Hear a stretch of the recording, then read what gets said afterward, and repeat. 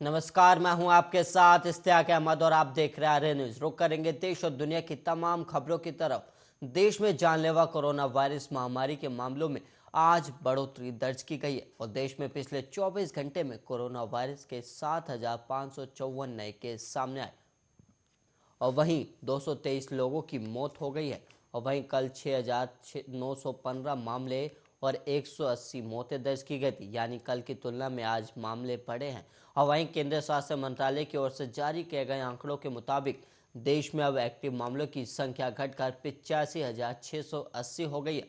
और वहीं इस महामारी से जान गंवाने वालों की संख्या बढ़कर 5,14,246 हो गई।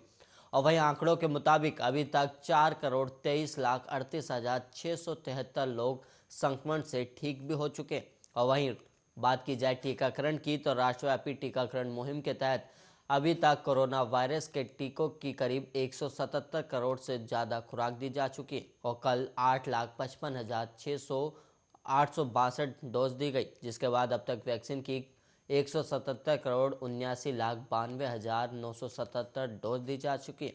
और वही केंद्रीय स्वास्थ्य मंत्रालय के मुताबिक स्वास्थ्य कर्मियों, कोरोना योद्धाओं और 60 साल से ज़्यादा आयु वाले अन्य बीमारियों से ग्रस्त लोगों को 2 करोड़ से ज़्यादा एहतियाती टीके भी लगाए गए हैं।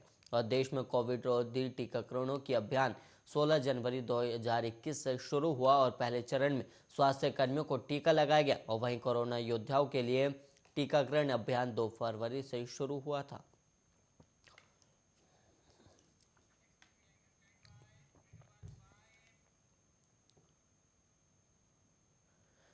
यूक्रेन में पढ़ने गए स्टूडेंट्स बमबारी के बीच फंसे हुए हैं और उनके हालात सुनकर माता पिता की आंखों से आंसू बह रहे हैं। और वहीं बेटियां बंकर में अंधेरे में रहकर जी रही है और दहशत में है और उन्हें खाने पीने की दिक्कतें भी हो रही। और वहीं पोहा और पानी पीकर वो अपना गुजारा कर रही और ऐसे में माता पिता के गले से भी निवाला नहीं उतर रहा।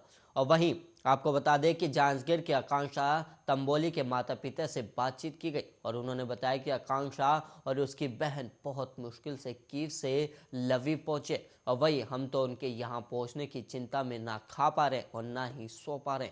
और यूक्रेन के कीव शहर में फंसी छात्रा आकांक्षा तंबोली के पिता संतोष तंबोली ने बताया कि अपनी इकलौती बेटी की आप बीती सुनाइए और बेटे की हालत बताते हुए उनके आंखों से आंसू निकल गए।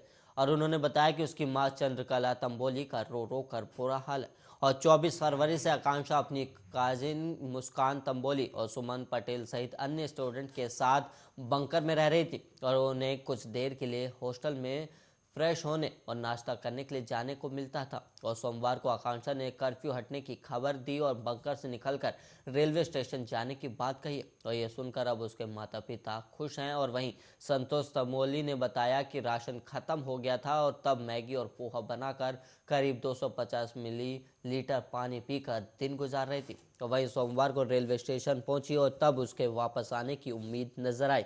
और वहीं परिवार के सब लोग अब थोड़े बहुत खुश हुए, लेकिन स्टेशन में उन्हें ट्रेन में बैठने नहीं दिया गया और इसके कारण उन्हें लबीब स्टेशन तक दूसरी ट्रेन पकड़ना पड़ा। और खुशी इस बात की है कि बारूद के ढेर से बच्ची निकल गई है।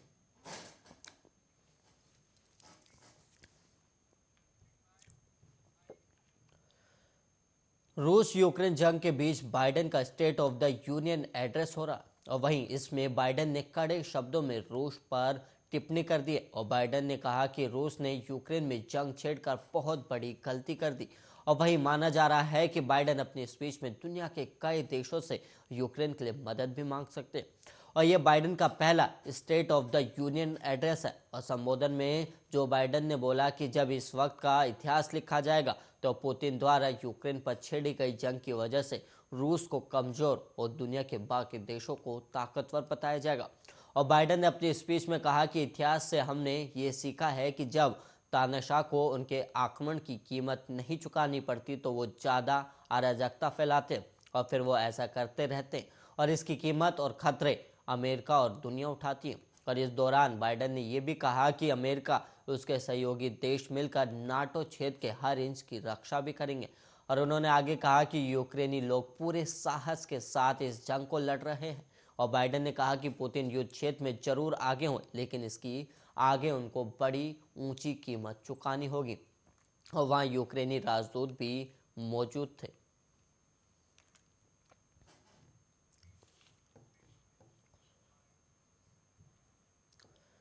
यूक्रेन में फंसे भारतीयों को निकालने के लिए भारत सरकार ने अपनी मुहिम तेज कर दी। वहीं प्रधानमंत्री नरेंद्र मोदी ने भारतीयों को वापस लाने के लिए वायुसेना को निर्देश भी दे दिए और मंगलवार से वायुसेना के कई C-17 विमान को भी लगाया गया है। और वहीं ये विमान भारत से यूक्रेन राहत सामग्री भी लेकर जाएंगे। और यूक्रेन से अब तक 2016 भारतीय वापस लौट चुके और वहीं आज भी कई भारतीय छात्रों की वतन वापसी होने वाली है। और वहीं आपको बता दें कि यूक्रेन और रूस के बीच जंग का आज 7वां दिन है। दोनों देशों के बीच युद्ध 24 फरवरी को शुरू हुआ था और यूक्रेन में हालत अभी भी खराब है और तनाव के बीच दोनों देशों के बीच बातचीत भी की गई और सोमवार को बेलारूस की सीमा पर रूस और यूक्रेन के प्रतिनिधिमंडल के बीच वार्ता हुई थी। हालांकि बातचीत में कोई नतीजा नहीं निकला। और वहीं ऑपरेशन गंगा की बात करें तो यूक्रेन में फंसे भारतीयों को वापस लाने के लिए इसे शुरू किया गया है और केंद्र सरकार ने 26 फरवरी को इसकी शुरुआत की है। और मंगलवार सुबह एयर इंडिया की 7वीं फ्लाइट 182 भारतीय नागरिकों को लेकर रोमानिया के बुखारेस्ट से मुंबई पहुंची और एयर इंडिया के विमान मुंबई एयरपोर्ट पर जहां पहुंची, इन भारतीय नागरिकों का केंद्रीय मंत्री नारायण राणे ने स्वागत भी किया।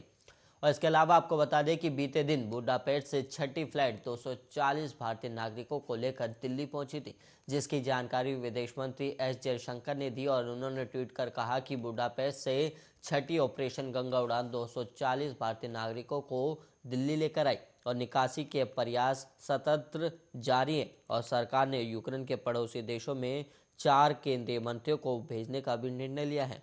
और केंद्रीय मंत्री ज्योतिरादित्य सिंधिया और किरण रिजिजू, वीके सिंह पॉल और वहीं हरदीप सिंह पुरी को भारतीयों की मदद की जिम्मेदारी दी गई है।